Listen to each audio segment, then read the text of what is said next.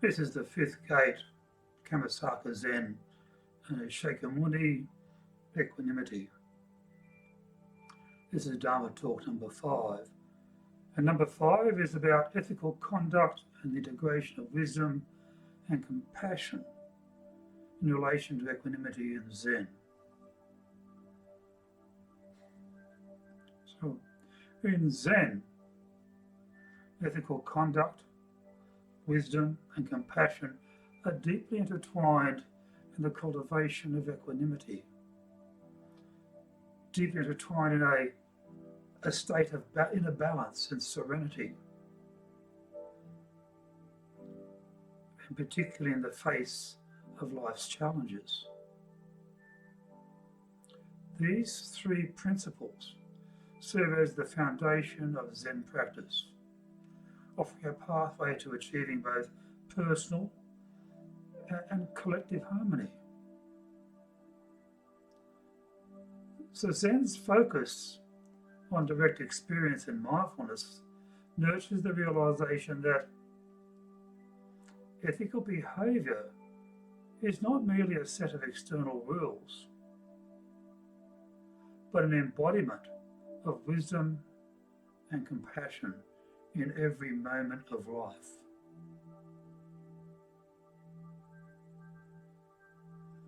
Ethical conduct, wisdom and compassion are an integral path to Zen practice, leading to the cultivation of equanimity.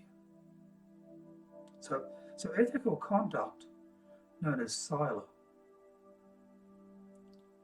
is essential to spiritual practice, and it refers to moral discipline and the cultivation of virtuous actions. And it's these virtuous actions and this moral discipline that lead to the cessation of suffering for oneself and for others. So in Zen, ethical conduct is embodied through the 3 pure precepts and the 10 grave precepts.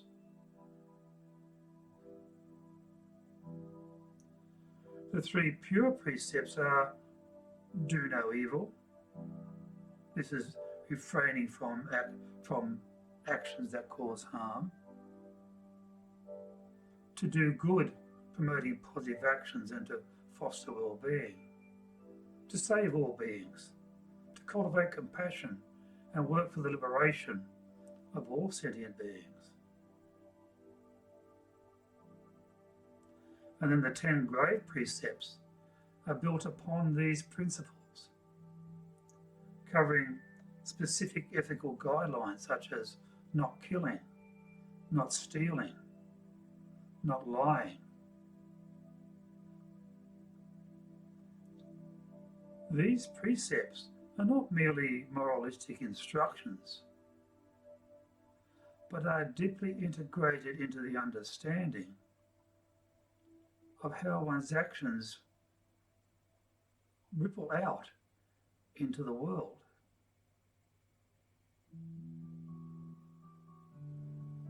In Zen, living ethically means developing awareness in the consequences of our actions, the consequences in our speech and our thoughts, and simply understanding that by aligning our behavior with the Dharma meaning the truth or the teachings of Buddhism, then we can live harmoniously with the universe. So, the Zen teachings emphasize the importance of wisdom, prana, in guiding ethical conduct. So, wisdom in Buddhism is not just intellectual knowledge, but the direct realization of the true nature of reality.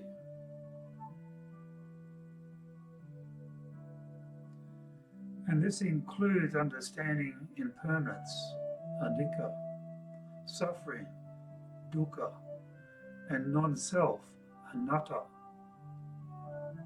and understanding this in all phenomena. So in Zen, wisdom is cultivated through practice, such as zazen, seated meditation, koan study, and mindfulness of the present moment.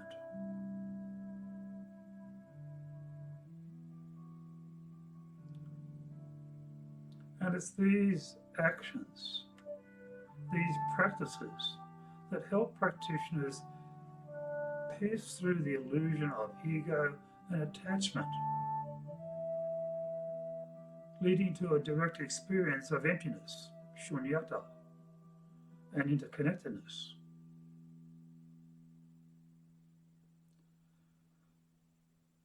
When wisdom is present, ethical conduct arises naturally because we begin to see beyond the narrow confines of self-interest. For example, the precept not to kill is not just about avoiding physical harm to others, but is based on the realization that all life is interconnected.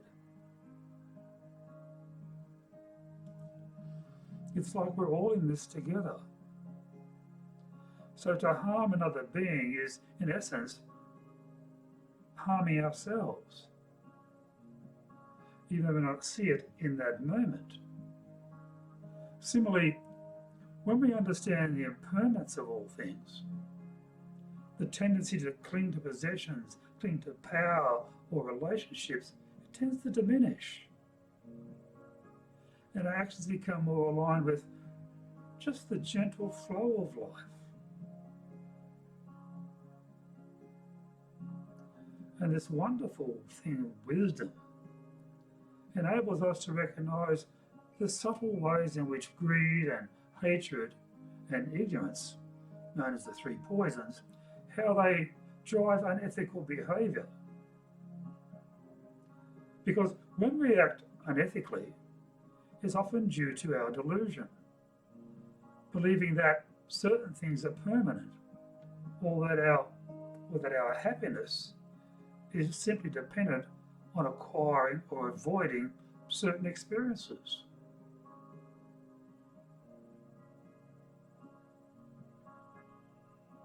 Through the practice of Zen, we cultivate the insight to see through these delusions and respond to situations from a place of peace and clarity and openness. Now, compassion, karuna, is the active expression of wisdom. In Zen, compassion arises when we see the suffering of others as our own, a natural consequence of realizing the interconnectedness of all beings.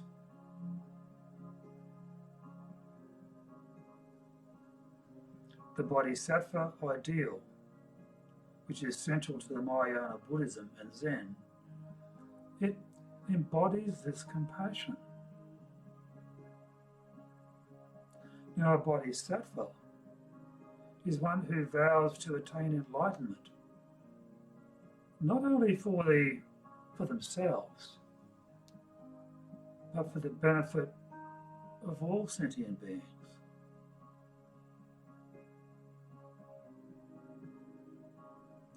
And Bodhisattvas, they willingly return to the world of samsara, the cycle of birth, death and rebirth, to help others awaken.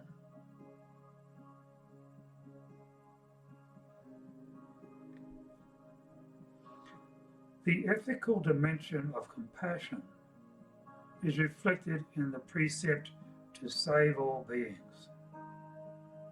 Look, this does not necessarily mean performing grand acts of charity, but rather living in a way that reduces suffering in our daily lives.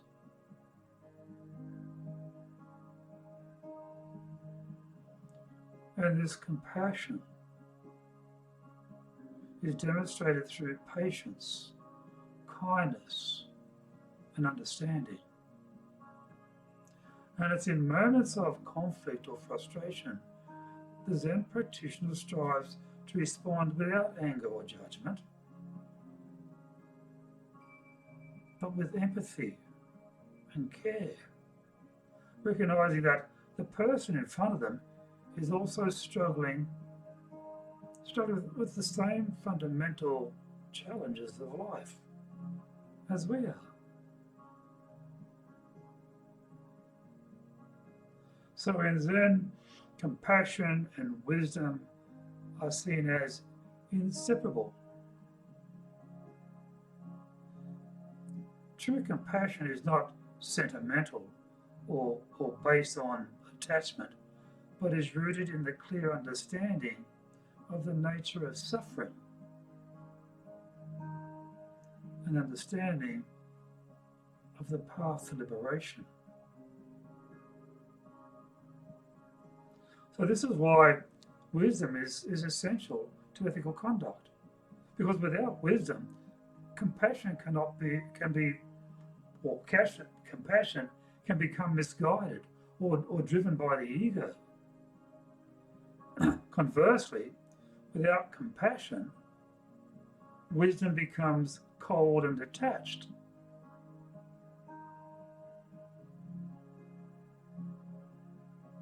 So equanimity in Zen refers to the inner stability and calmness that is not swayed by the ups and downs of life. It is often described as a state of non-attachment, where one is free from the clinging to pleasure or aversion or to pain. However, equanimity is not indifference or apathy.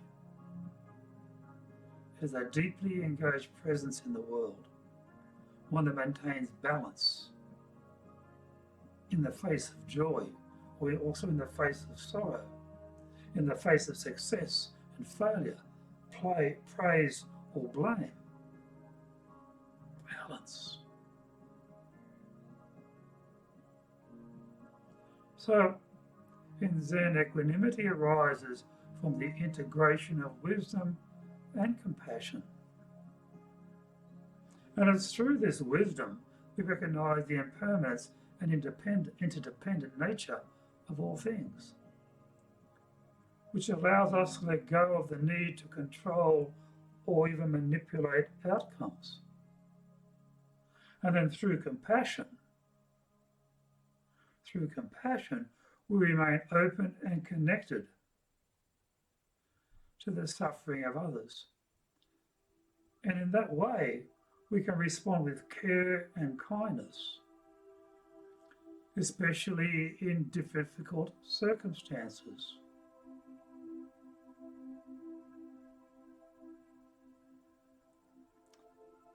So equanimity is the middle way between over-identifying with our emotions and becoming numb to them.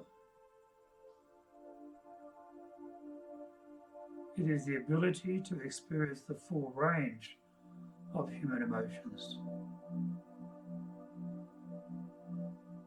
without being overwhelmed by them.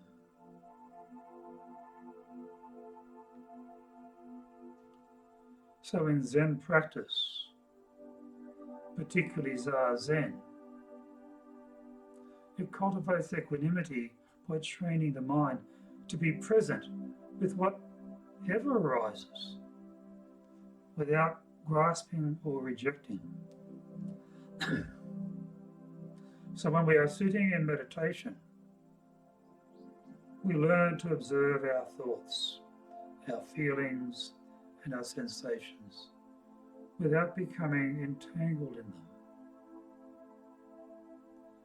And then this practice, it extends into our everyday life.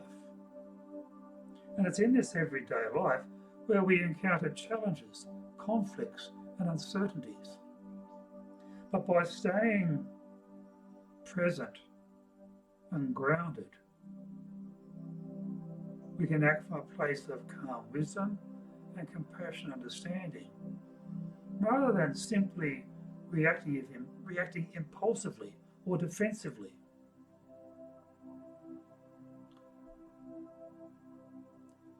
So the integration of ethical conduct, wisdom and compassion into daily life, it's the heart of our Zen practice.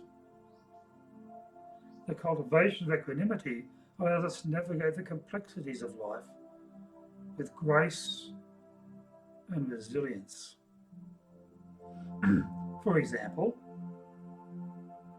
in a workplace setting, a Zen practitioner might face difficult decisions or interpersonal conflicts. So instead of reacting in anger or defensiveness or fear, we draw on the principles of ethical conduct to help us guide our actions. So this wisdom helps us to see the bigger picture, understanding impermanence of the situation and the interconnectedness of all involved. And then compassion allows us to respond with kindness, even when we are faced with criticism or opposition. And then the equanimity enables us to remain balanced, not taking things personally or becoming attached to a specific outcome. And then in relationships, equanimity allows us to maintain a sense of inner peace,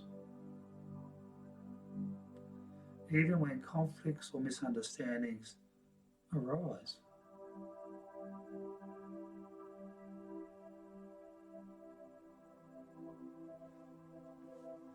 And we recognize that others are also struggling with their own suffering, with their own delusions. And it's this understanding that gives rise to patience and forgiveness. And that its ethical conduct in this context means that we practice right speech. We communicate honestly, with kindness, and right action, acting in ways that promote harmony and understanding.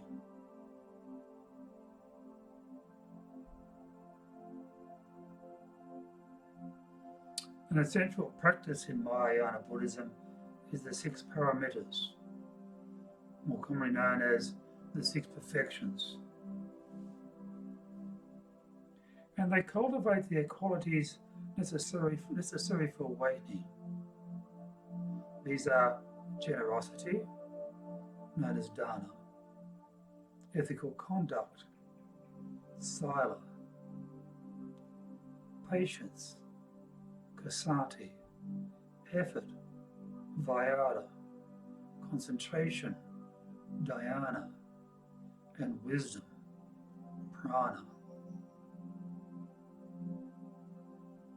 And each of these paramitas contributes to the behaviour of, or the development of equanimity by balancing the mind and the heart. Generosity teaches us to let go of attachment and to cultivate a sense of abundance, which can lead to freedom from greed. Ethical conduct grounds our actions in compassion and wisdom, reducing the suffering of ourselves and others. Patience helps us to endure difficulties without becoming reactive, which is crucial for maintaining equanimity.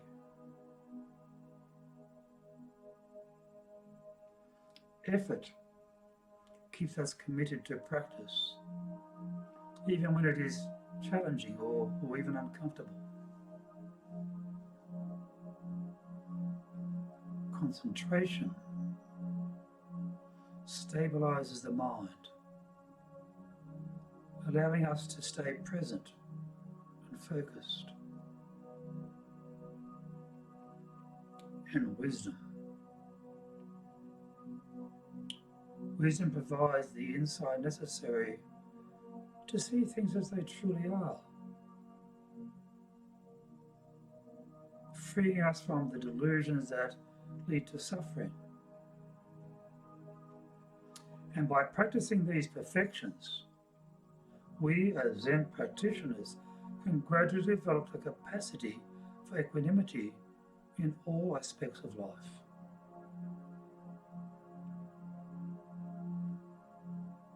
So,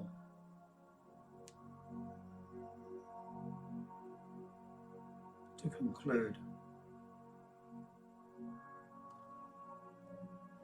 in Zen, ethical conduct, wisdom, and compassion are not separate or isolated practices, but they are deeply interconnected in the cultivation of equanimity.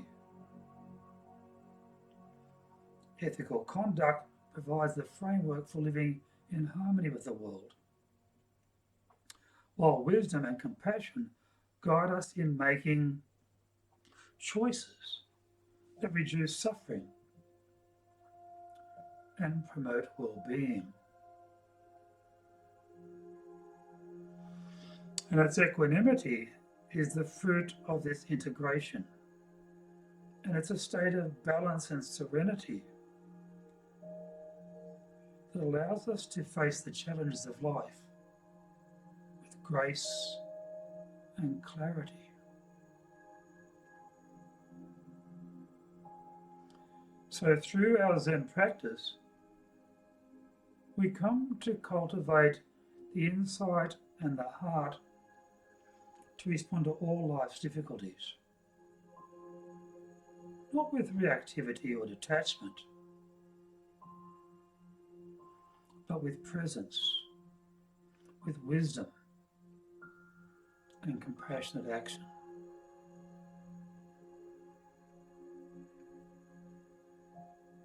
And it's in this way the practice of Zen becomes a way of living ethically, with wisdom and compassion in every moment.